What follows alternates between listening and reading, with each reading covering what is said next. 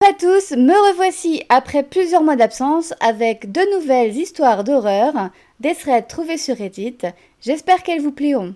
En attendant, prenez quelque chose à manger ou à boire, installez-vous confortablement dans votre fauteuil ou votre lit et frissonnez bien.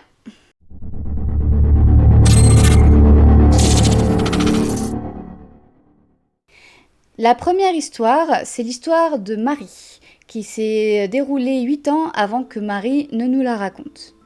Elle nous explique qu'à l'époque, Marie avait 36 ans et qu'elle faisait ses courses un samedi matin dans un supermarché hyper bondé où elle avait l'habitude de se rendre. Marie se trouvait donc dans la file d'attente pour payer et devant elle se trouvait une famille de 3 personnes, un père, une mère et une petite fille. Derrière elle, 2 hommes qui se tenaient très très près d'elle et qui la mettaient très mal à l'aise. Marie faisait donc face à la petite fille qui avait l'air tout aussi mal à l'aise qu'elle. Et en se retournant, Marie remarquait les hommes qui faisaient des petits coucous à la petite fille, qui lui souriaient en espérant attirer son attention. La petite fille avait peur et du coup elle se faisait petite et elle regardait par-dessus son épaule en ayant son papa en visuel. L'un des 2 hommes, du coup, décide de prendre les devants et tend son bras sur le côté de Marie pour caresser la jambe de la petite fille. Elle retire sa jambe une première fois parce qu'elle ne veut pas être touchée par cet individu, mais il recommence et du coup la petite fille appelle son papa. Son papa se retourne et il commence à engueuler les hommes en leur disant « Mais vous êtes qui? Touchez pas ma fille, on se connaît pas, etc. » Et les hommes leur disent « Mais oui, mais on veut juste être amis avec elle. » Et le papa répond « Non, non, on se connaît pas, vous n'avez pas à être amis avec elle, vous la touchez pas. » Et à cet instant, Marie, du coup, se rend compte que les 2 groupes ne se connaissent pas et l'instinct maternel de Marie se réveille pour protéger la petite fille. Du coup, elle décide de se mettre entre les 2 groupes et de bloquer l'accès au caddie de la petite fille, où la petite fille se trouve, pour empêcher les hommes de la toucher ou autre. Ça ne fonctionne pas parce que les hommes continuent un peu à toucher la petite, etc., à essayer d'attirer son attention. Et du coup, Marie essaye d'attirer l'attention sur eux et elle se met à dire d'une voix très forte « Oh là là, qu'est-ce que t'as de la chance d'avoir un papa si courageux, il te protège de ces méchants monsieur, etc. » Le papa se retourne et il regarde Marie, Marie regarde le papa et à cet instant, une conversation silencieuse entre les 2 se fait. Il ramasse les courses, prend le caddie où se trouve sa fille et la famille s'en va. Marie pense du coup que l'histoire est finie puisque la petite fille est partie, etc. Et elle commence du coup à déballer ses courses et à les mettre sur le tapis de la caisse. Elle se rend alors compte que l'un des 2 hommes se trouve en bout de caisse, vous savez, là où vous mettez les courses avant de payer, et le 2e homme se trouve derrière elle avec le caddie de Marie entre 2. Marie avoue qu'à cet instant, elle se sent intimidée et même terrifiée. Pourtant, Marie nous dit qu'elle n'est pas du genre à se sentir intimidée si facilement. Elle n'est pas petite, elle est grande, elle a les épaules larges, elle est forte, donc voilà, c'est nouveau pour elle. Et du coup, elle se décide à montrer à l'homme qui se trouve en bout de caisse qu'il l'intimide pas en fait. Et du coup, elle décide de montrer à l'homme qui se tient au bout de la caisse qu'elle n'est pas une cible facile et qu'il l'intimide pas. Donc, elle établit un contact visuel avec lui et elle soulève le paquet de croquettes de ses chiens, qui fait quand même 15 kilos, pour lui montrer que c'est pas une petite chose fragile. Quand elle soulève le truc, pas de tension dans le visage, pas d'effort, ni rien. C'est comme si nous, on soulevait un paquet de PQ, quoi. Vraiment. Elle garde le contact visuel avec lui. Elle veut vraiment montrer qu'il lui fait pas peur. Et à cet instant même, la peur qu'elle ressentait avant est partie. Maintenant, c'est de la colère qu'elle ressent.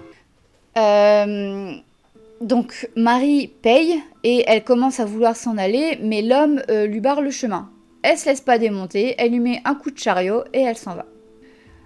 Marie décide de ne pas aller directement à sa voiture, elle décide de faire un petit tour dans le centre commercial et à chaque fois qu'elle se retourne, elle voit que les hommes sont là et qu'en plus, non seulement ils ne sont plus deux, mais une troisième personne vient de les rejoindre. Du coup, elle se décide à aller voir le bureau de la sécurité et quand elle y arrive, elle se rend compte que les 3 hommes ont disparu. Elle va tout raconter à l'homme de la sécurité, tout ce qui s'est passé, et il lui conseille de prévenir le supermarché, de donner le numéro de la caisse pour qu'il puisse vérifier la caméra de surveillance qui se trouve au-dessus de la caisse. Un homme de la sécurité décide de la raccompagner jusqu'à sa voiture et elle conduit jusqu'à chez elle, non sans regarder dans son rétroviseur pour être sûre que personne ne la suit. Elle nous avoue ensuite que elle n'est jamais retournée dans ce supermarché, déjà à cause de cette histoire, et aussi parce que les prix sont quand même assez chers et que ses chiens sont devenus des gros mangeurs difficiles. Et voilà pour cette première histoire. Donc elle n'est pas très terrifiante, pas autant que celle que vous pourriez entendre sur YouTube, mais c'est une situation qui peut nous arriver à tous et qui, je pense, peut nous faire perdre tous nos moyens. En tout cas, peu de personnes auraient, je pense, réagi comme Marie. En tout cas, moi la première. La deuxième histoire nous est racontée par Anna. Anna nous raconte que elle travaille en restauration, mais qu'avec la pandémie, comme les restaurants étaient fermés, elle a dû s'adapter et trouver des petits boulots là où elle le pouvait. Un de ses vieils amis lui a conseillé de travailler dans un cabinet médical parce qu'il recrutait notamment pour tout ce qui était rangement, classement de papier, etc. Le cabinet a proposé à Anna de venir travailler la nuit. Et comme Anna est un petit peu psychotique par rapport au virus, elle était absolument partante parce que ça lui permettait de ne pas trop fréquenter de personnes. Anna voulait éviter le bus le plus possible parce que tout ce qui était foule, etc., elle ne se sentait pas en sécurité. Et du coup, elle a décidé de se mettre aux applications de covoiturage. Du coup, Anna a eu dans l'idée de venir travailler après 3 heures du matin parce que c'était l'heure à laquelle l'équipe de nettoyage partait et psychose oblige, elle voulait attendre d'être complètement seule dans le bâtiment pour pouvoir travailler tranquillement. Du coup, elle se promène un peu dans le quartier à la recherche de son chauffeur qui, à son grand soulagement, la trouve très vite puisqu'il s'arrête près d'elle et lui demande Uber. Du coup, Anna monte dans le Uber et elle est au début très alerte parce que il fait nuit et elle est toute seule avec quelqu'un dans une voiture qu'elle connaît pas, avec quelqu'un qu'elle connaît pas. Donc au début, elle reste sur son téléphone avec des petits jeux, etc. Mais elle se rend compte qu'il n'y a pas de prise pour brancher son téléphone dans la voiture et elle se dit que ce serait peut-être le cas dans le bâtiment où elle va aller travailler. Donc elle décide de mettre son téléphone en mode avion pour pouvoir garder un petit peu de batterie. Anna nous explique qu'elle ne fait pas souvent de covoiturage et que du coup se retrouver seule la nuit avec quelqu'un qu'elle connaît pas, ça la met un peu à cran. Pourtant, l'homme, il paraît totalement normal, ils sont dans une voiture normale. En plus, le chauffeur, il ressemble à son frère, il est jeune, il est bien entretenu, il écoute du jazz. Il y a dans l'esprit d'Anna rien qui pourrait lui faire penser que l'homme est un danger pour elle. Finalement, ils arrivent donc à destination et l'homme essaye de la réveiller, mais Anna est dans un sommeil très profond et du coup, elle a un peu de mal à émerger.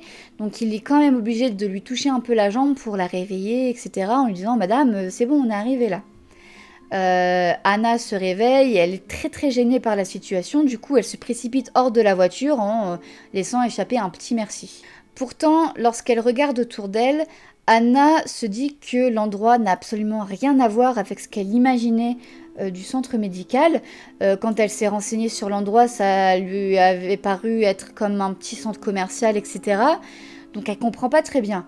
Et plus elle se rapproche du bâtiment, de l'entrée du bâtiment, plus les sonnettes d'alarme s'agitent en elle parce que l'endroit est délabré et il n'y a absolument aucune lumière après la porte d'entrée. Donc elle se dit que évidemment pour elle il est logique que des lumières auraient été éteintes la nuit, mais pas toutes en fait. Elle pensait que certaines lumières seraient restées allumées pour ceux qui travaillaient de nuit. Du coup, Anna passe les fondations en béton du bâtiment et elle se dit que l'endroit est peut-être en rénovation. Elle suit les pancartes qui indiquent les escaliers et puis elle commence à les monter. Mais après quelques secondes, elle se rend compte qu'elle est passée devant un nombre incalculable de portes fermées, de fenêtres brisées, etc. Et elle se dit que ça n'a pas l'air d'être le centre médical auquel elle est censée travailler. Et elle se dit que peut-être elle a dû se tromper d'adresse et que peut-être elle avait noté la mauvaise adresse. Du coup, elle décide de sortir son téléphone et elle essaye de chercher un peu de réseau pour essayer de vérifier l'adresse, etc. Et elle se rend compte que dans ses notes qu'elle a gardées sur son téléphone, qu'elle avait noté la bonne adresse. Du coup, elle essaye d'arpenter un peu le bâtiment à la recherche d'un signal un peu plus fort pour pouvoir allumer l'application Uber. Et éventuellement contacter le chauffeur parce que s'il s'était trompé d'adresse, peut-être qu'il pourrait essayer de revenir la chercher et de l'emmener là où elle devait aller en lui épargnant des frais supplémentaires parce que c'était quand même un petit peu à cause du chauffeur.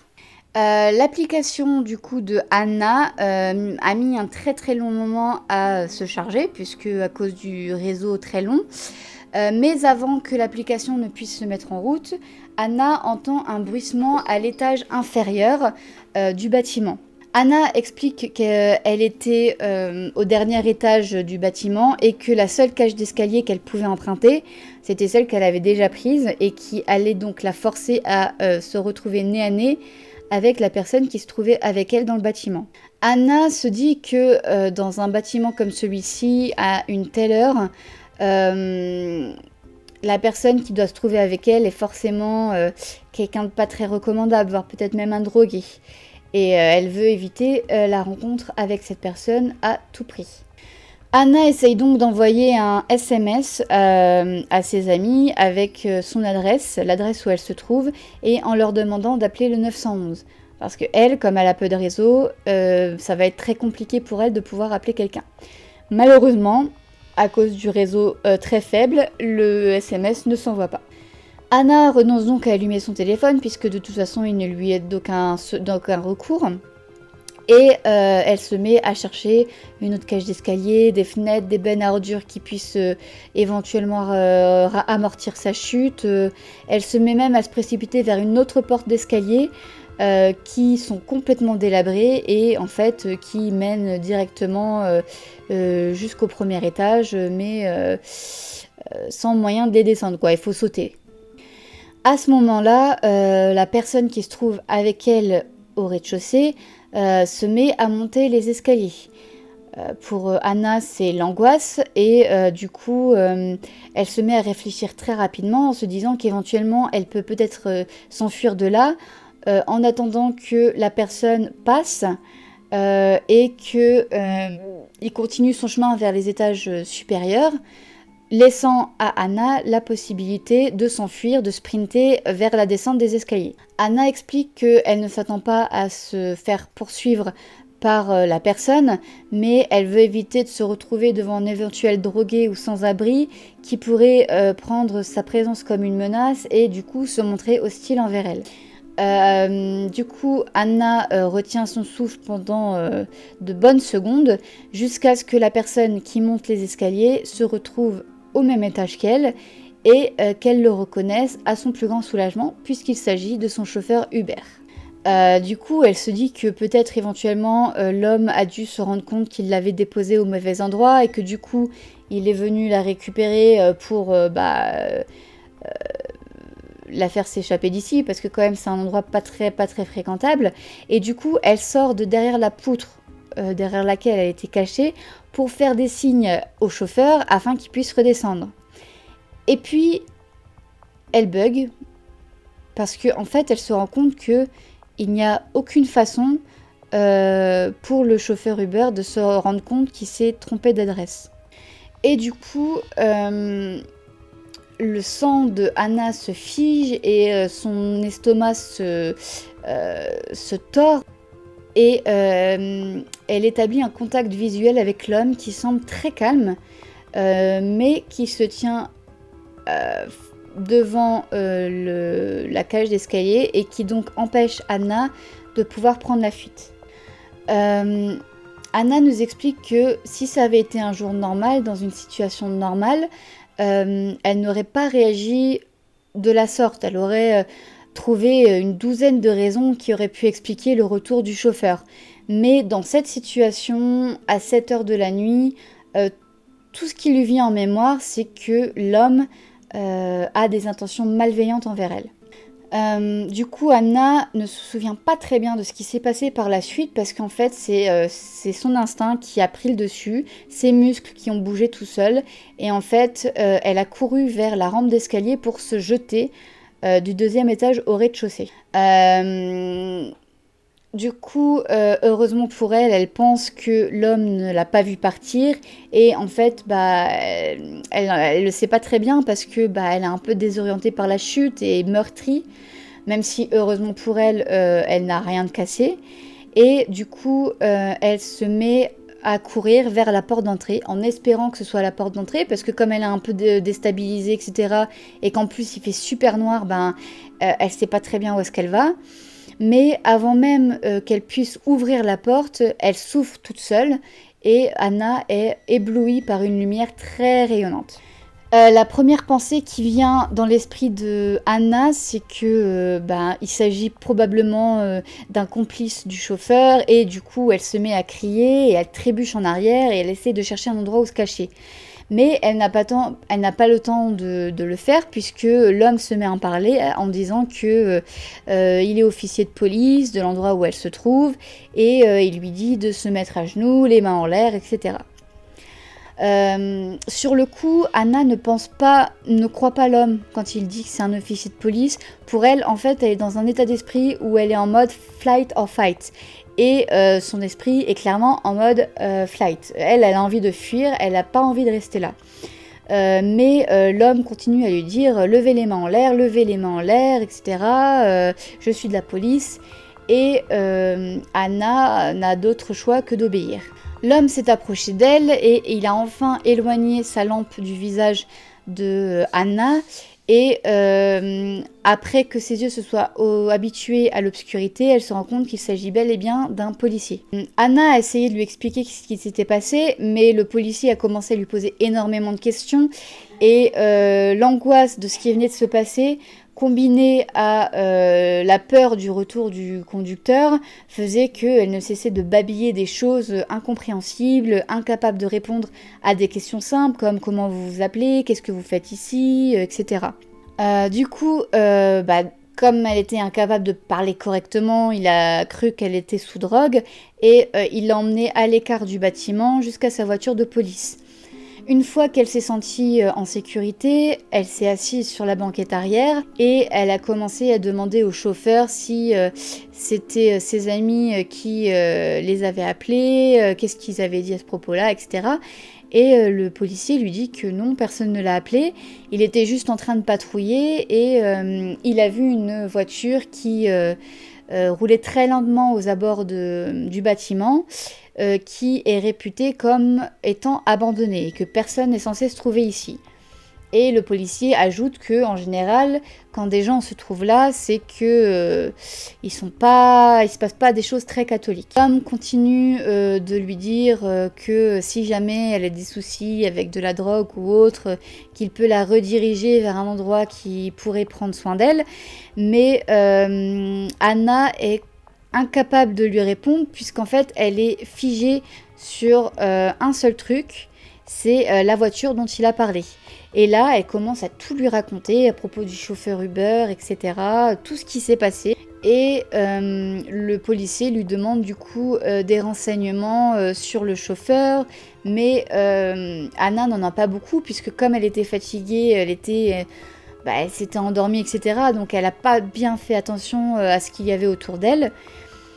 Et le policier lui dit que les informations, en fait, elle peut les trouver sur l'application Uber. Comme il n'y avait pas beaucoup de réception à l'endroit où ils se trouvaient, ils sont partis du coup en voiture. Et Anna, du coup, attendait de la réception pour pouvoir, du réseau pour pouvoir allumer l'application. Et quand l'application a enfin réussi à s'allumer, elle s'est rendue compte que elle avait plusieurs messages sur son application de son chauffeur qui lui disait qu'il était bien arrivé et qui lui demandait de bien confirmer l'adresse où il était censé venir la chercher avant de lui dire que la course avait été annulée du coup puisqu'elle ne s'était jamais présentée. Au début, Anna a pensé que tous les messages qui avaient été envoyés sur l'application Uber, ça avait été une ruse du chauffeur pour faire croire que finalement la course avait été annulée et que comme ça le GPS de la voiture ne puisse pas être tracé. Mais après avoir vérifié toutes les informations entre la voiture qu'il avait prise et la voiture qui avait été censée la prendre, elle avait fini par se rendre à l'évidence que l'homme qu'il avait prise en voiture n'avait jamais été son chauffeur Uber. Le policier a pris la déposition de Anna, mais elle n'avait pas grand-chose à raconter, à part le fait que ce soit un homme de race blanche, brun, avec des favoris, avec une barbe, une berline à 4 portes, un sweat avec peut-être une capuche, mais ça, c'était la description de un homme sur 4 dans l'endroit où elle habitait, quoi. Donc c'était vraiment pas de grand secours. Anna nous explique du coup qu'elle se sent vraiment bénie d'avoir survécu à ce quasi-accident, comme elle l'appelle, parce que ça aurait pu très très mal tourner. Et du coup, elle ne prend même plus les services de covoiturage, puisque cela l'a vaccinée à vie. Et voilà pour cette vidéo. Donc j'espère que mes histoires vous auront plu. C'est pas vraiment des histoires de stalkers ou de tueurs, etc. Mais je trouve que ce sont des histoires qui s'appliquent vraiment à la vie courante et qui peuvent arriver à n'importe qui. Donc ça m'a fait plaisir de vous les raconter et j'espère qu'elles vous auront fait flipper. En attendant, si ma vidéo vous a plu et si mes vidéos vous plaisent, je vous invite à vous abonner à ma chaîne, à laisser un petit pouce bleu, un petit commentaire pour me dire ce que vous en avez pensé, si vous avez des conseils, des avis, etc. Vous pouvez même commenter quelque chose comme par exemple Uber pour me montrer que vous êtes resté vraiment jusqu'à la fin. Et je vous dis à la prochaine fois dans une nouvelle vidéo avec une creepypasta. Ciao!